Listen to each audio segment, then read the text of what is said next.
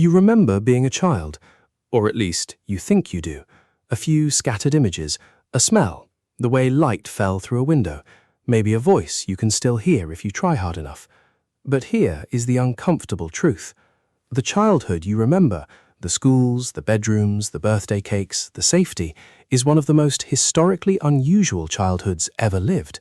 For most of human existence, being a child looked nothing like that, and the real difference is not what you would expect. 10,000 years ago, there were no cities, no agriculture yet, no written language, no hospitals, no concept of childhood as a protected phase of life.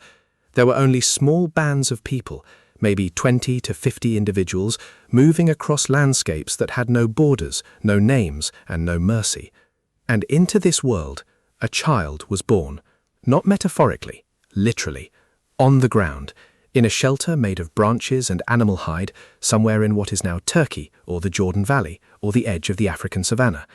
The mother would have been attended by other women in the band. There were no doctors, no sterile instruments. The infant mortality rate across the Paleolithic and early Mesolithic was staggering.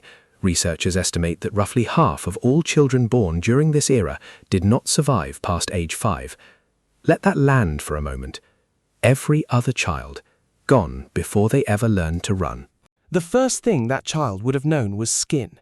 Human infants in this era were carried, constantly, not in strollers, not in cribs, pressed against the body of a caregiver for most of their waking and sleeping hours. Anthropologists studying contemporary hunter-gatherer societies, the closest living analogues we have to Paleolithic life, consistently find that infants are held or carried for the majority of the day. Studies of the Kung San people of southern Africa found that infants were in physical contact with a caregiver for roughly 90% of day life hours. This was not sentimentality, it was survival. A crying infant in the Paleolithic wilderness was a signal to predators, to rival groups, to the darkness beyond the fire. Your nervous system understood this, and so did theirs. The infant brain was not wired for a crib in a quiet room. It was wired for heartbeat, warmth, motion, and the smell of another human being. And when those things are absent, the infant's stress response activates, cortisol floods the system, the amygdala fires, the body enters threat mode. That ancient architecture is still inside you. When a modern infant cries in the night and cannot be soothed, it is not being irrational. It is running 10,000-year-old code in a world that forgot what the code was written for. By age 3 or 4, that child would have been something modern children almost never are, genuinely useful. Not as a metaphor, not as a chore chart on the refrigerator, actually practically useful in ways that had real consequences. Anthropologist David Lancy, who spent decades studying childhood across cultures ancient and modern, describes what he calls the chore curriculum. In forager societies, children were not instructed so much as they were immersed. They watched, they mimicked, they practiced on real objects with real stakes. A 4-year-old girl might help process a carcass. A 5-year-old boy might begin learning to track animals by following older hunters and studying disturbances in the earth. There were no classrooms, no teachers standing at a board. The entire world was the curriculum.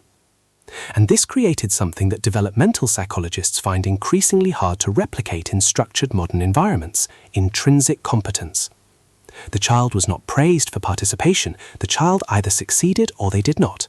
And when they succeeded, the reward was real. The group ate. The family survived another night. This shaped the child's brain differently. The prefrontal cortex, the structure responsible for decision-making, risk assessment, and long-term planning, was being trained not through worksheets, but through genuine consequence. And honestly, it gets stranger. They still played. This is one of the most important and overlooked facts about prehistoric childhood. Children in hunter-gatherer societies played constantly, and play in these societies was almost entirely unsupervised, multi-age, and physically intense. Researchers studying the Hadza of Tanzania, one of the last surviving fully hunter-gatherer populations on Earth, found that children from ages 4 to 17 spent enormous portions of the day in mixed-age playgroups, essentially left to organize themselves. No adult mediation, no structured activities, no referee. This had a purpose. Peter Gray, a developmental psychologist at Boston College, has argued extensively that free, multi-age play is the primary mechanism by which children develop emotional regulation, conflict resolution, creativity, and executive function. In other words, the chaos was the point. But there is something else that happened in those playgroups that modern children have almost entirely lost. Death was not abstract. A child in the Paleolithic had almost certainly seen death before the age of 5, an animal killed for food, a band member who did not return from a hunt, an infant sibling who stopped breathing in the night. Their play reflected this. Archaeological evidence and anthropological observations suggest that children in hunter-gatherer societies incorporated mortality into their imaginative lives in ways that contemporary Western culture has systematically removed. Your ancestors did not protect their children from reality. They could not afford to. This child was never alone, not in the way modern children are alone. In a band of 35 people, you knew everyone. You had known them your entire life.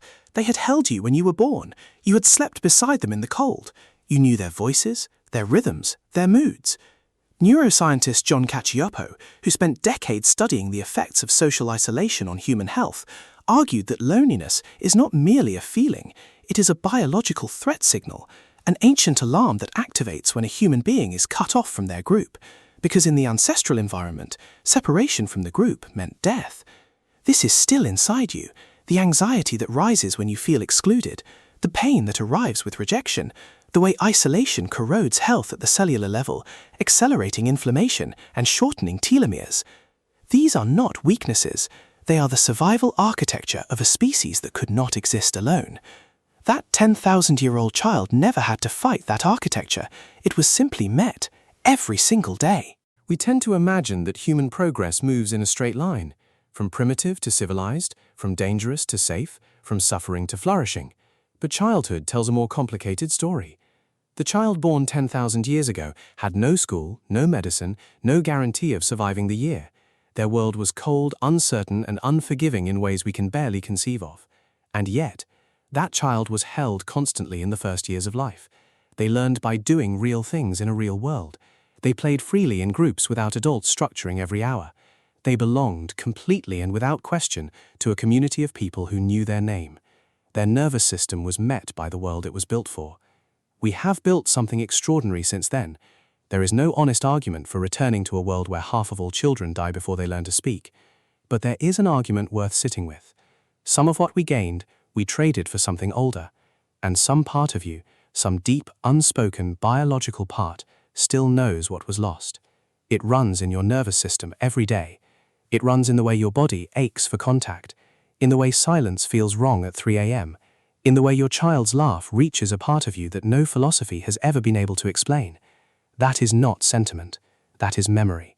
A memory so old it has no words, only feeling.